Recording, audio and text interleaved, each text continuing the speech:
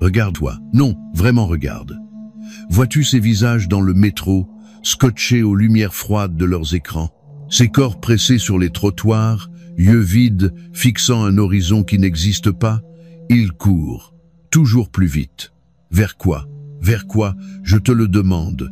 Vers la prochaine promotion qui ne remplira pas le vide? Vers la prochaine possession qui perdra son éclat avant même d'être déballée? Vers la prochaine relation qui ne touchera pas cette profondeur qu'ils ne connaissent même plus? C'est une colle, mon ami. Une course sur une roue qui grince, usée jusqu'à la corde, dans un labyrinthe sans issue qu'ils ont eux-mêmes bâti, brique par brique d'attentes sociales, de peurs héritées, de désirs empoisonnés. Ils cherchent le bonheur là-bas, toujours là-bas, comme si c'était une cité perdue, un trésor enfoui sous des montagnes d'efforts et de souffrances. Ils se trompent profondément, tragiquement. Le bonheur n'est pas une cité lointaine, ce n'est pas un trésor à déterrer. Le bonheur n'est pas une quête exténuante, c'est une décision intérieure, radicale, immédiate, puissante. Une décision que tu prends, ici, maintenant, dans le silence fracassant de ta propre conscience. Une décision de cesser de courir vers et de commencer à être ici. Imagine un océan, immense, infini.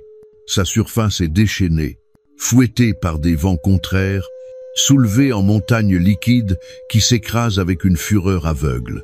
Des navires, frêles coquilles de noix, sont ballottés, certains sombres, engloutis par le chaos. C'est ton mental, c'est le monde tel que tes sens te le rapportent, amplifié par 1000 peurs, 1000 désirs, 1000 jugements. Chaque vague est une pensée incontrôlée. Chaque tempête est une émotion dévastatrice. Et toi, tu es ce capitaine épuisé, cramponné à la barre, luttant désespérément contre des éléments qui semblent vouloir ta perte.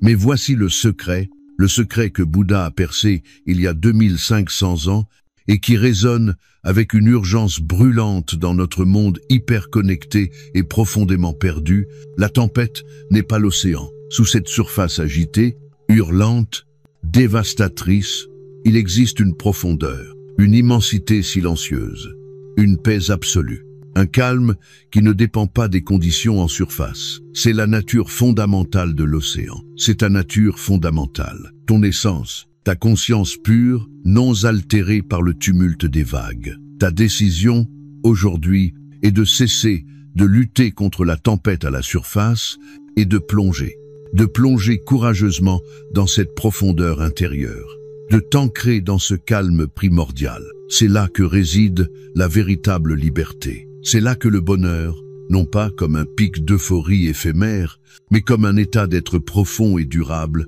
devient possible. Non parce que les vagues disparaissent, elles ne disparaîtront jamais, mais parce que tu cesses de t'identifier à elles. Tu cesses de croire que tu es la tempête. Pense à Thomas Edison. Non pas au mythe, au héros solitaire dans son laboratoire. Pense à l'homme, pense aux milliers d'échecs. Littéralement, des milliers. Imagine la pression, les moqueries, les investisseurs qui perdent patience, les nuits blanches face à un filament qui grille encore et encore. Le désespoir qui devait lui ronger les tripes certains soirs. Que s'est-il passé dans son esprit, dans le silence de ces nuits d'échecs répétés? Il n'a pas cherché le bonheur après la réussite. Il a fait une décision, un choix fondamental, ancré dans une vision plus grande que l'échec immédiat. Il a décidé que chaque raté n'était pas un échec, mais une découverte. Je n'ai pas échoué, disait-il, avec cette tranquillité d'esprit qui est la marque d'une conscience ancrée. J'ai simplement trouvé 10 000 façons qui ne fonctionnent pas. Sa sérénité, sa persévérance inébranlable face à un mur d'échecs apparent, ne venait pas d'une certitude aveugle dans un succès futur. Elle venait d'une décision présente, la décision de trouver le sens, la valeur, dans l'instant même de la difficulté, la décision de ne pas laisser les circonstances extérieures, aussi décourageantes fussent-elles, dicter son état intérieur. Il était comme un rocher, au milieu de la tempête de ses propres expérimentations, non parce que la tempête n'existait pas, mais parce qu'il avait choisi d'être le rocher. Son laboratoire était sa forge, et chaque échec était le marteau frappant l'acier de sa résolution, le purifiant, le renforçant, jusqu'à ce qu'il devienne incassable, jusqu'à ce que la lumière jaillisse, non pas malgré les ténèbres, mais parce qu'il avait décidé de continuer à chercher dans les ténèbres. Sa lumière extérieure, celle qui a changé le monde, n'était que le reflet de sa lumière intérieure, de sa décision inébranlable de rester aligné avec son but, indépendamment du chaos apparent. C'est cela, la décision dont je parle. Ce n'est pas un vœu pieux, un souhait éthéré. C'est un acte de courage mental, un coup de hache dans le bois mort des illusions qui encombrent ton esprit. L'illusion que le bonheur dépend d'une condition extérieure, plus d'argent, la bonne personne, le bon job, la reconnaissance, la fin des problèmes. Regarde Abraham Lincoln, l'homme qui a porté sur ses épaules le poids d'une nation déchirée par la guerre civile. Les défaites militaires sanglantes, la trahison politique, la perte dévastatrice de son fils bien-aimé, Willie, au plus fort de la tourmente. Le visage ravagé par la douleur sur les photos d'époque n'est pas une fiction. La dépression qui le taraudait, ce mélancolie dont il parlait, était un océan de ténèbres bien réel. Pourtant, il a tenu. Il a guidé le navire fracturé de l'Union à travers la tempête la plus violente. Comment? Par la décision. La décision quotidienne, crucifiante, de se lever, de faire face, de lire, de réfléchir, d'écouter, de pardonner, même quand le ressentiment brûlait comme du goudron dans ses veines, de puiser dans une réserve de compassion et de conviction qui semblait surhumaine. Il n'attendait pas que la guerre se termine pour trouver la paix. Il cultivait la paix, la force, la clarté, au cœur même de l'enfer. Sa décision n'était pas « je serai heureux quand la guerre sera finie ». Sa décision était « je choisis, en cet instant, de servir avec toute l'intégrité, toute la compassion, toute la force dont je suis capable, malgré l'enfer qui m'entoure ». Il avait compris que sa réponse intérieure à l'extérieur était le seul territoire sur lequel il avait un contrôle absolu. Son pouvoir résidait dans ce choix, répété chaque matin, chaque heure, chaque fois qu'une nouvelle dépêche sanglante arrivait sur son bureau. Il décidait de ne pas être vaincu par l'extérieur. Il décidait d'être le capitaine de son âme, même quand le navire prenait l'eau de toutes parts. Sa grandeur ne réside pas seulement dans l'émancipation, elle réside dans cette maîtrise intérieure héroïque, forgée dans la décision consciente, moment après moment. Voilà le champ de bataille. Il n'est pas là-bas, il est ici, dans l'espace entre tes oreilles, dans le paysage de ton cœur, entre la stimulation, ce mail anxiogène, cette parole blessante, ce revers financier, cette douleur physique et ta réponse. Dans cet espace infiniment petit et pourtant infiniment puissant, réside ton pouvoir de choisir. Ta liberté ultime. Viktor Frankl, survivant des camps de la mort nazie, a vu l'horreur absolue. Il a vu des hommes brisés, corps et âme. Mais il a aussi vu une vérité fulgurante. Entre le stimulus et la réponse, il y a un espace. Dans cet espace se trouve notre pouvoir de choisir notre réponse. Dans notre réponse se trouve notre croissance et notre liberté. Dans l'enfer d'Auschwitz, où tout lui était arraché, sa famille, ses biens, sa dignité apparente, sa santé, il a découvert que la dernière des libertés humaines ne pouvait lui être enlevée. La liberté de choisir son attitude face à n'importe quelle circonstance. C'est la décision suprême. C'est la décision du bonheur, non comme un déni de la souffrance, mais comme un acte de rébellion sacrée contre elle, un choix de trouver du sens, de la beauté, de l'amour, de la dignité, malgré l'indicible. C'est cette décision qui transforme une victime en être humain libre, même dans les chaînes. Si Frankl pouvait trouver cette liberté, cet ancrage dans sa valeur intrinsèque, au cœur de l'abomination, quelles sont tes excuses? Quels sont tes petits tracas, tes peurs, tes échecs? Face à cette leçon de maîtrise intérieure absolue, ta décision d'être heureux commence par reconnaître cet espace sacré, par agrandir cet espace, par la vigilance, par la pleine conscience, par refuser la réaction impulsive, émotionnelle, conditionnée, par prendre une respiration profonde, plonger dans ton calme intérieur et choisir ta réponse. Choisir la réponse qui t'aligne avec la paix, avec ta vision, avec ton essence, et non avec la peur ou la colère qui hurlent à la surface. Cela demande une discipline de fer, pas la discipline du sergent-major criant des ordres, mais la discipline silencieuse du moine en méditation, du forgeron façonnant l'acier, de l'astronome patient scrutant les étoiles. La discipline de l'attention, de ramener sans cesse ton esprit vagabond, attiré par les sirènes du passé et les mirages du futur dans l'instant présent, ici, maintenant, dans la sensation de l'air qui entre et sort de tes narines, dans le contact de tes pieds avec le sol, dans la saveur réelle de cette gorgée d'eau. Le présent est le seul endroit où la vie existe vraiment. Le seul endroit où tu peux agir, le seul endroit où tu peux décider. Le passé, une ombre, une histoire que tu ressasses, souvent en la déformant, en la teintant de regret ou de nostalgie. Elle n'a plus de réalité tangible, seulement le pouvoir que tu lui donnes par ton attention obsessionnelle. Le futur, un fantasme, une projection de tes peurs ou de tes désirs, rarement une vision claire. Si paix est une source majeure d'angoisse, l'angoisse de l'inconnu, de l'échec possible, de la perte potentielle. Mais l'instant présent, c'est le royaume du réel. C'est le terrain de jeu de ta conscience. C'est l'endroit où tu peux toucher le calme sous les vagues. Chaque fois que tu t'aperçois à ruminer un échec passé ou à anticiper anxieusement un problème futur, c'est une opportunité sacrée de faire ton choix, de décider.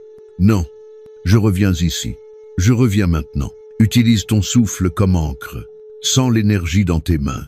Écoute vraiment les sons autour de toi, sans les étiqueter, sans les juger. C'est dans ce retour répété, cette vigilance constante, que tu muscles ton esprit, que tu élargis cet espace sacré entre le stimulus et ta réponse, que tu affirmes ta souveraineté sur ton royaume intérieur. Henry Ford ne disait-il pas que vous pensiez être capable ou ne pas être capable? Dans les deux cas, vous avez raison.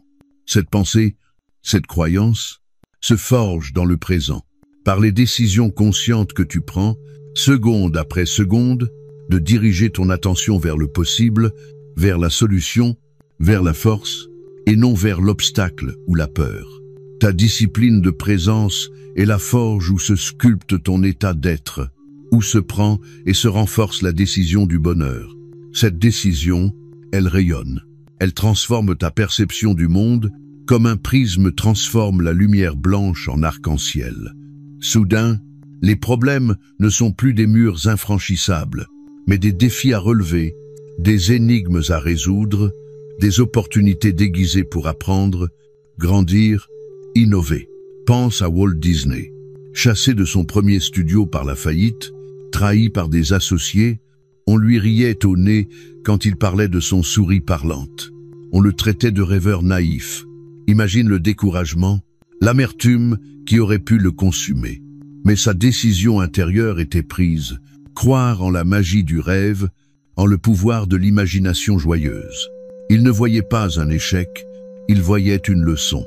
Il ne voyait pas le rejet, il voyait un détour nécessaire, sur le chemin vers un royaume enchanté qu'il portait déjà en lui.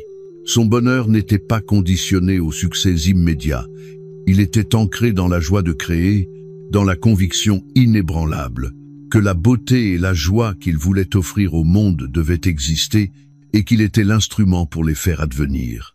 Son parcours n'était pas une ligne droite vers le succès, c'était un chemin tortueux pavé d'embûches et d'apprentissages douloureux. Mais à chaque obstacle, il plongeait dans sa décision fondamentale, créer de la joie.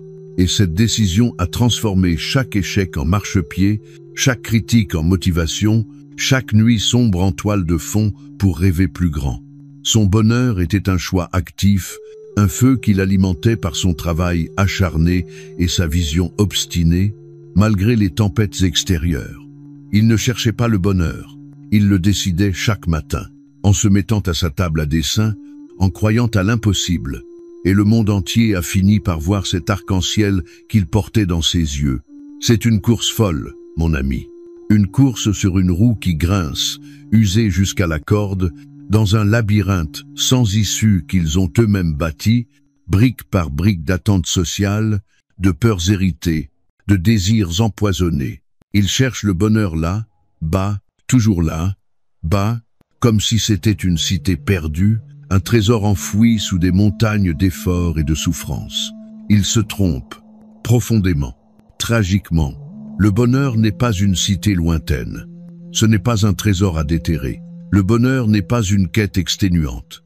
C'est une décision intérieure, radicale, immédiate, puissante.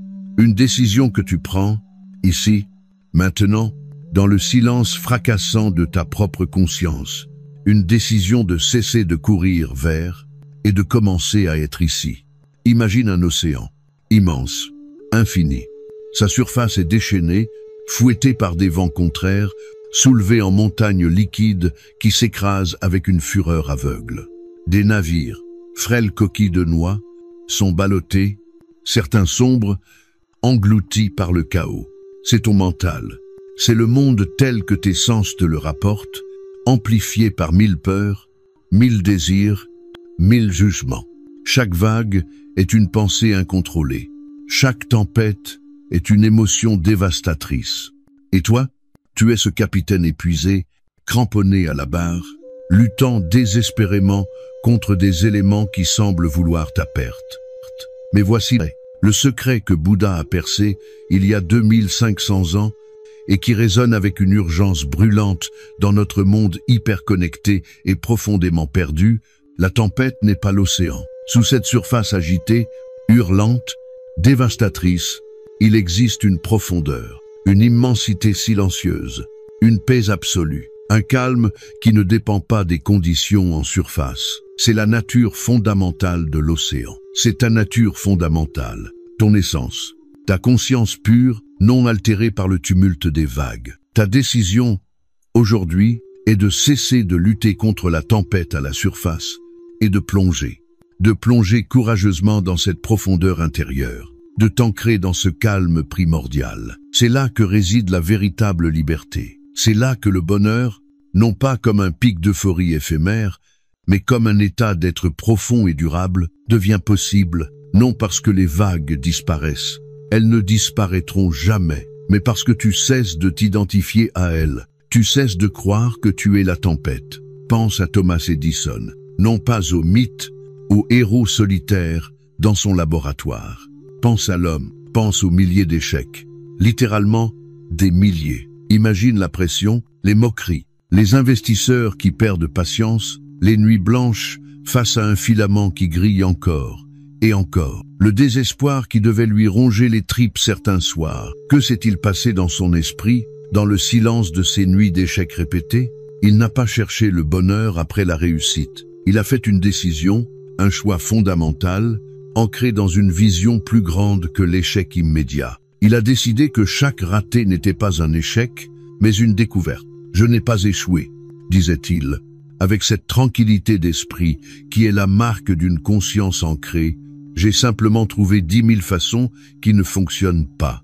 Sa sérénité, sa persévérance inébranlable face à un mur d'échecs apparents, ne venait pas d'une certitude aveugle dans un succès futur. Elle venait d'une décision présente, la décision de trouver le sens, la valeur, dans l'instant même de la difficulté. La décision de ne pas laisser les circonstances extérieures, aussi décourageantes fussent-elles, dicter son état intérieur.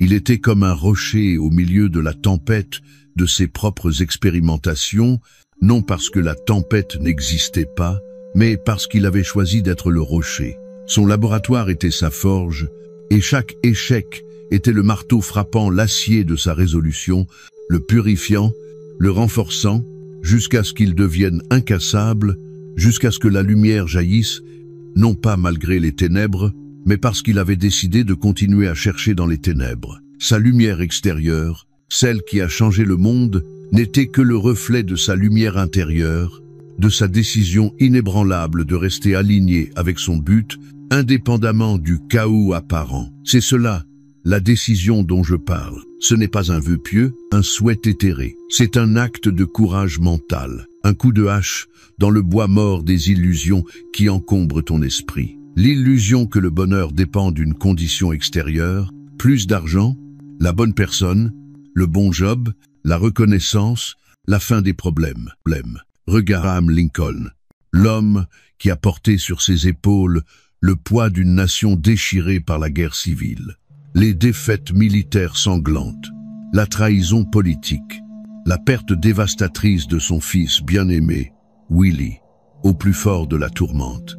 Le visage ravagé par la douleur sur les photos d'époque n'est pas une fiction. La dépression qui le taraudait, ce mélancolie dont il parlait, était un océan de ténèbres bien réel. Pourtant, il a tenu. Il a guidé le navire fracturé de l'Union à travers la tempête la plus violente. Comment? Par la décision quotidienne, crucifiante, de se lever, de faire face, de lire, de réfléchir, d'écouter, de pardonner, même quand le ressentiment brûlait comme du goudron dans ses veines, de puiser dans une réserve de compassion et de conviction qui semblait surhumaine. Il n'attendait pas que la guerre se termine pour trouver la paix. Il cultivait la paix, la force, la clarté, au cœur même de l'enfer. Sa décision n'était pas « je serai heureux quand la guerre sera finie ». Sa décision était « je choisis, en cet instant, de servir avec toute l'intégrité, toute la compassion, toute la force dont je suis capable, malgré l'enfer qui m'entoure ». Il avait compris que sa réponse intérieure à l'extérieur était le seul territoire sur lequel il avait un contrôle absolu. Son pouvoir résidait dans ce choix, répété chaque matin, chaque heure, chaque fois qu'une nouvelle dépêche sanglante arrivait sur son bureau.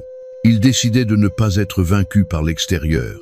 Il décidait d'être le capitaine de son âme, même quand le navire prenait l'eau de toutes parts. Sa grandeur ne réside pas seulement dans l'émancipation, elle réside dans cette maîtrise intérieure héroïque, forgée dans la décision consciente, moment après moment. Voilà le champ de bataille.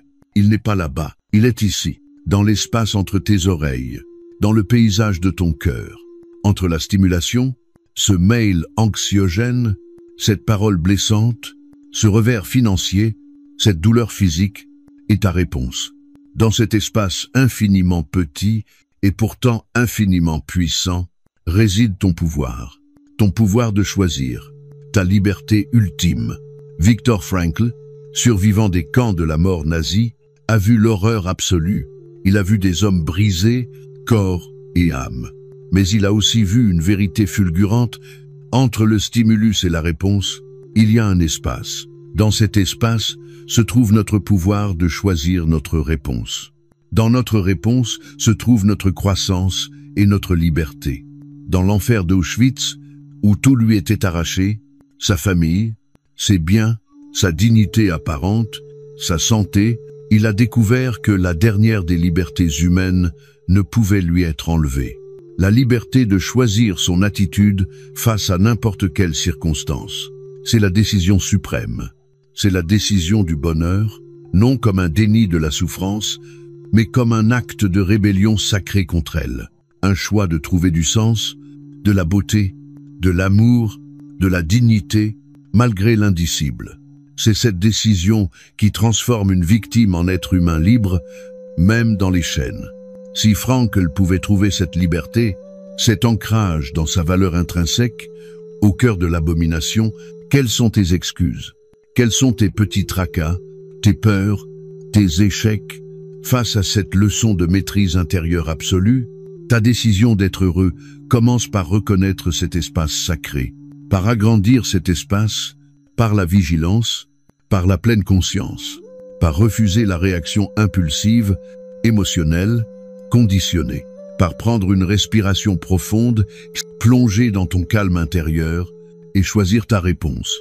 Choisir la réponse qui t'aligne avec la paix, avec ta vision, avec ton essence, et non avec la peur ou la colère qui hurlent à la surface. Cela demande une discipline de fer, pas la discipline du sergent-major criant des ordres, mais la discipline silencieuse du moine en méditation, du forgeron façonnant l'acier, de l'astronome patient scrutant les étoiles. La discipline de l'attention, de ramener sans cesse ton esprit vagabond, attiré par les sirènes du passé et les mirages du futur, dans l'instant présent, ici, maintenant, dans la sensation de l'air qui entre et sort de tes narines, dans le contact de tes pieds avec le sol, dans la saveur réelle de cette gorgée d'eau, Le présent est le seul endroit où la vie existe vraiment. Le seul endroit où tu peux agir. Le seul endroit où tu peux décider. Le passé, une ombre, une histoire que tu ressasses, souvent en la déformant, en la teintant de regret ou de nostalgie. Elle n'a plus été tangible, seulement le pouvoir que tu lui donnes par ton attention obsessionnelle. Le futur, un fantasme, une projection de tes peurs ou de tes désirs, rarement une vision claire. S'y perdre est une source majeure d'angoisse. L'angoisse de l'inconnu, de l'échec possible, de la perte potentielle. Mais l'instant présent, c'est le royaume du réel. C'est le terrain de jeu de ta conscience. C'est l'endroit où tu peux toucher le calme sous les vagues. Chaque fois que tu t'aperçois à ruminer un échec passé ou à anticiper anxieusement un problème futur, c'est une opportunité sacrée de faire ton choix, de décider « Non, je reviens ici, je reviens maintenant ». Utilise ton souffle comme encre, sens l'énergie dans tes mains. Écoute vraiment les sons autour de toi, sans les étiqueter, sans les juger. C'est dans ce retour répété, cette vigilance constante, que tu muscles ton esprit, que tu élargis cet espace sacré entre le stimulus et ta réponse, que tu affirmes ta souveraineté sur ton royaume intérieur. Henry Ford ne disait-il pas que vous pensiez être capable ou ne pas être capable? Dans les deux cas, vous avez raison. Cette pensée, cette croyance, se forge dans le présent, par les décisions conscientes que tu prends, seconde après seconde, de diriger ton attention vers le possible, vers la solution, vers la force, et non vers l'obstacle ou la peur. Ta discipline de présence est la forge où se sculpte ton état d'être, où se prend et se renforce la décision du bonheur. Cette décision, elle rayonne, elle transforme ta perception du monde comme un prisme transforme la lumière blanche en arc-en-ciel. Soudain, les problèmes ne sont plus des murs infranchissables, mais des défis à relever, des énigmes à résoudre, des opportunités déguisées pour apprendre, grandir, innover. Pense à Walt Disney. Chassé de son premier studio par la faillite, trahi par des associés, on lui riait au nez quand il parlait de son souris parlante. On le traitait de rêveur naïf. Imagine le découragement, l'amertume qui aurait pu le consumer. Mais sa décision intérieure était prise, croire en la magie du rêve, en le pouvoir de l'imagination joyeuse. Il ne voyait pas un échec, il voyait une leçon. Il ne voyait pas le rejet, il voyait un détour nécessaire, sur le chemin vers un royaume enchanté qu'il portait déjà en lui. Son bonheur n'était pas conditionné au succès immédiat, il était ancré dans la joie de créer, dans la conviction inébranlable que la beauté et la joie qu'il voulait offrir au monde devaient exister et qu'il était l'instrument pour les faire advenir.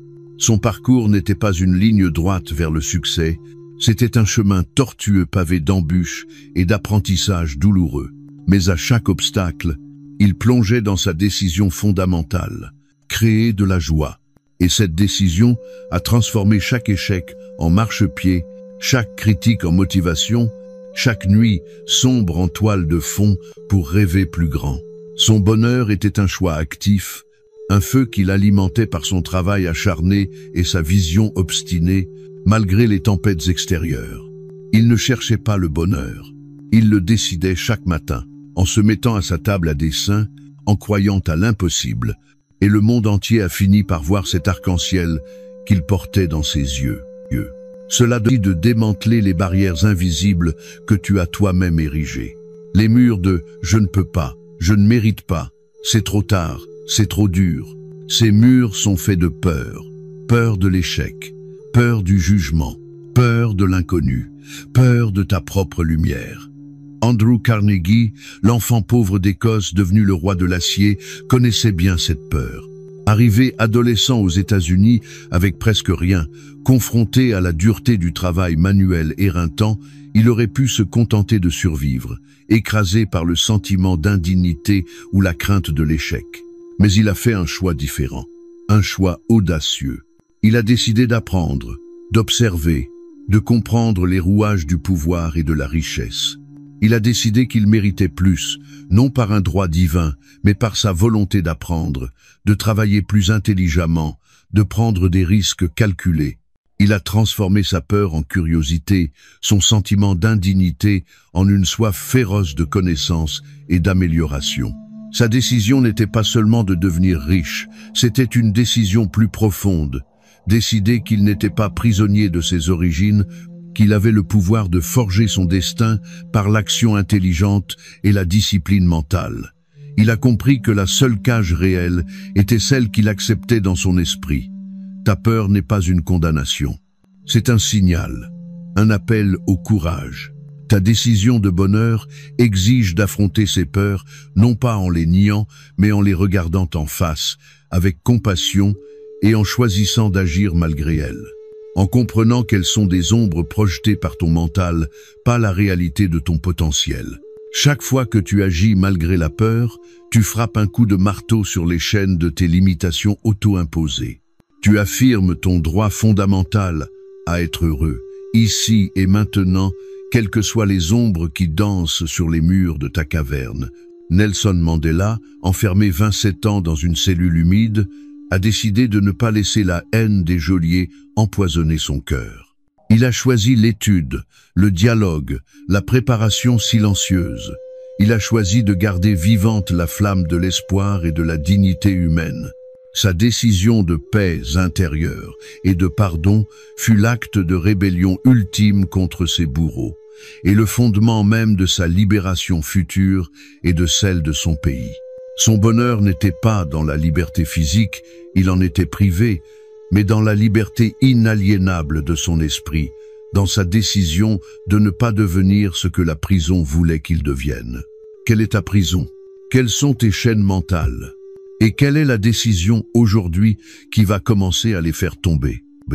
Cette décision, ce n'est pas un coup de baguette magique, c'est un chemin, un sentier de montagne qui monte, parfois abrupt, parfois obscurci par le brouillard. Il y aura des moments où la tempête en surface sera si violente que tu douteras de l'existence même du calme des profondeurs. Tu trébucheras, tu tomberas, tu voudras abandonner.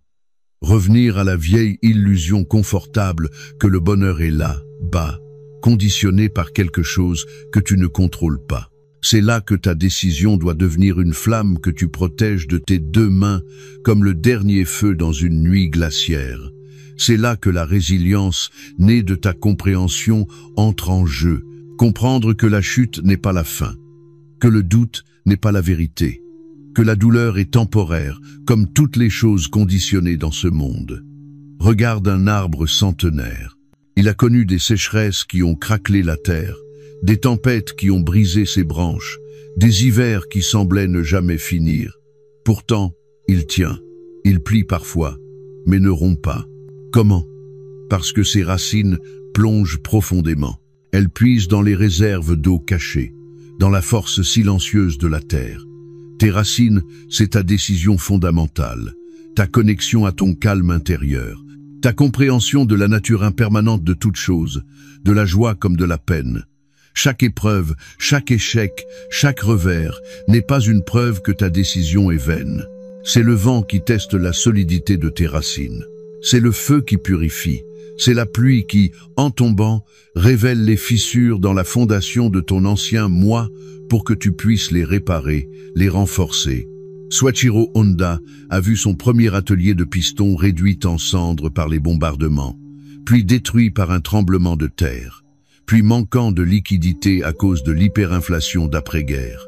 À chaque catastrophe, il aurait pu s'écrouler, mais sa décision était plus forte que le béton armé. Le succès, c'est 99% d'échecs, disait-il. Il voyait dans chaque destruction non pas une fin, mais un terrain vierge pour reconstruire mieux, plus fort, plus innovant. Sa résilience n'était pas de l'obstination aveugle.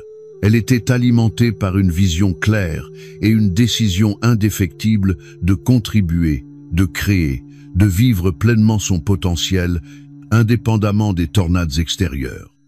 Ta chute n'est pas une défaite, c'est un enseignement. Relève-toi, analyse froidement. Qu'as-tu appris? Comment peux-tu ajuster ta marche? Et surtout, reconnexionne-toi immédiatement à ta décision fondamentale. Respire, plonge dans le calme. Rappelle-toi, le bonheur est un choix que tu refais, ici, maintenant, dans la poussière de ton échec apparent. C'est dans ces moments de reconstruction que ta décision prend sa véritable puissance, sa dimension héroïque. Ta décision exige un autre pilier, la gratitude radicale, pas cette politesse superficielle du « merci machinal », mais une reconnaissance vibrante, sauvage, pour ce qui est ici, maintenant, même dans l'âpreté. Imagine un diamant brut. Il est enfoui dans la boue, rugueux, terne. L'œil non averti n'y voit qu'un caillou grisâtre. Mais le lapidaire, lui, sait. Il reconnaît la structure cristalline sous la gangue, la lumière captive qui n'attend que d'être libérée. Sa gratitude n'est pas pour la boue, elle est pour le potentiel pur qu'elle dissimule. Ton existence entière est ce diamant. Chaque instant, chaque souffle, chaque battement de cœur est un miracle d'ingénierie cosmique. La simple capacité de voir cette ligne, d'entendre ces mots, de sentir l'air remplir tes poumons, ce sont des victoires contre des probabilités astronomiques. John D. Rockefeller, l'homme le plus riche de son époque, s'astreignait chaque matin à un rituel immuable. Il s'asseyait dans le silence et énumérait mentalement 3 choses spécifiques pour lesquelles il éprouvait une gratitude profonde. Pas ses millions, pas son empire, des choses simples. La chaleur du soleil sur son visage, la santé de sa femme, le goût du café frais. Il savait que cette pratique n'était pas une douceur spirituelle. C'était un acte de pouvoir, un ancrage dans l'abondance fondamentale de la vie. Un rappel que la richesse ultime n'est pas dans le coffre-fort, mais dans la capacité à percevoir la grâce dissimulée dans l'ordinaire. Sa gratitude était son compas dans les tempêtes boursières et les attaques judiciaires. La gratitude est une lumière qui consume l'obscurité du manque. Elle transforme la plainte en reconnaissance, le désir insatiable en appréciation sereine. Quand tu te réveilles et que ton premier geste est de chuchoter « merci » pour le lit douillet, la lumière de l'aube, le chant d'un oiseau, tu ne nies pas tes défis. Tu changes ton point focal. Tu choisis activement de nourrir la lumière en toi plutôt que les ombres. C'est un acte de bravoure, une rébellion contre la culture du mécontentement perpétuel. Cette vision de bonheur, ce n'est pas de la rigidité, c'est de la fluidité consciente. Comprendre, comme l'a enseigné Bouddha, que tout change. Tout est impermanent. Les succès, les échecs, les joies, les peines, tout passe, comme les nuages dans le ciel de ton esprit. S'accrocher désespérément à ce que tu aimes, c'est te préparer à la souffrance. Rester paralysé par la peur de perdre, c'est déjà perdre. Refuser le changement, c'est nager à contre-courant d'un fleuve puissant. Steve Jobs l'a incarné avec une clarté glaçante. Se souvenir que vous allez mourir est l'outil le plus important pour éviter le piège de penser que vous avez quelque chose à perdre. Sa fluidité n'était pas du détachement froid. C'était une lucidité brûlante. Une reconnaissance que chaque fin, même la sienne, était une invitation à vivre pleinement maintenant, à créer avec audace, à embrasser les tournants inattendus comme des portes dérobées vers de nouveaux mondes. Quand il fut évincé d'Apple, l'entreprise qu'il avait créée, il ne s'est pas pétrifié dans l'amertume. Il a navigué, il a fondé Nexté, acheté Pixar, il a laissé le courant le porter vers des rivages qu'il n'aurait jamais explorés autrement. Et quand il est revenu, c'est cette sagesse du flux, forgée dans l'exil, qui a permis la renaissance la plus spectaculaire de l'histoire industrielle moderne. Sa décision de bonheur incluait la décision de lâcher prise quand le vent tournait, tout en gardant le cap intérieur sur sa boussole créative. Soit comme le roseau au bord du torrent. Il plie sous la force des eaux déchaînées. Il semble frêle, vulnérable, mais quand la crue s'apaise, il se redresse, intact, alors que le chêne rigide, qui a résisté de toute sa force, gît déraciné, brisé. Ta force n'est pas dans la rigidité de l'ego, elle est dans la flexibilité de ta conscience, dans ta capacité à t'adapter sans te renier, à accepter ce qui ne peut être changé, tout en agissant avec une détermination de titan sur ce qui peut l'être. La note basse s'apaise, laissant place au bruissement plus distinct des feuilles. La voix devient plus intime, plus pressante. Et n'oublie jamais, cette décision est un acte solitaire, mais son écho est universel. Quand tu choisis la paix intérieure face à la provocation, tu envoies une onde dans le psyché collective. Quand tu choisis la gratitude dans l'adversité, tu allumes une lanterne dans la brume pour ceux qui errent. Quand tu choisis l'action courageuse malgré la peur, tu traces un sentier dans la jungle de l'apathie. Mère Teresa, au cœur des enfers de Calcutta, ne voyait pas des masses misérables. Elle voyait des Jésus souffrants dans chaque être décharné, chaque agonisant abandonné. Sa décision de servir avec un amour inconditionnel, malgré l'immensité de la souffrance et le peu de moyens, n'était pas une stratégie. C'était l'expression ultime de sa décision de bonheur. Trouver la joie sacrée dans le service à l'étincelle divine en chacun. Son bonheur n'était pas dans le confort ou la reconnaissance. Il était dans l'alignement absolu avec sa conviction profonde. Et ce choix, posé jour après jour dans la puanteur et le désespoir, a ébranlé les consciences de la planète entière. Il a prouvé que la lumière d'une seule bougie, allumée par une décision intransigeante, peut percer les ténèbres les plus épaisses. Ton bonne idée n'est pas égoïste. C'est ta contribution la plus puissante à un monde assoiffé de sens. Un homme en paix est un phare. Une femme joyeuse est un rempart contre la noirceur. Ta sérénité est contagieuse. Ta joie authentique est une révolution silencieuse. En guérissant ton monde intérieur, tu deviens un guérisseur inconscient du monde extérieur. Chaque fois que tu choisis la profondeur au lieu de la surface, la paix au lieu de la réactivité, la gratitude au lieu du manque, tu ajoutes une pierre à l'édifice invisible d'une humanité plus éveillée. Alors, maintenant, à cet instant précis où ces mots résonnent dans l'espace sacré de ton esprit, fais-le. Prends la décision. Pas demain, pas quand les conditions seront parfaites. Maintenant, ferme les yeux. Juste une seconde. Laisse le flot des pensées s'apaiser comme des poussières retombant dans un rayon de soleil. Et au centre de cet espace silencieux qui existe toujours en toi, même sous le vacarme, prononce ces mots. Pas avec ta bouche, mais avec l'énergie brûlante de ton âme. Je décide, ici, maintenant, dans ce souffle, dans ce battement de cœur. Je choisis le bonheur, non comme un but lointain, mais comme mon état d'être fondamental, mon droit de naissance, ma forteresse intérieure. Je choisis de voir la grâce cachée, de trouver la force dans le calme, de danser avec le changement, d'agir avec courage, de rayonner malgré les ombres. Je ne fuis plus, je ne lutte plus contre les vagues. Je plonge, j'habite la profondeur, et de cet ancrage, je vis, je grandis, je contribue, je suis libre.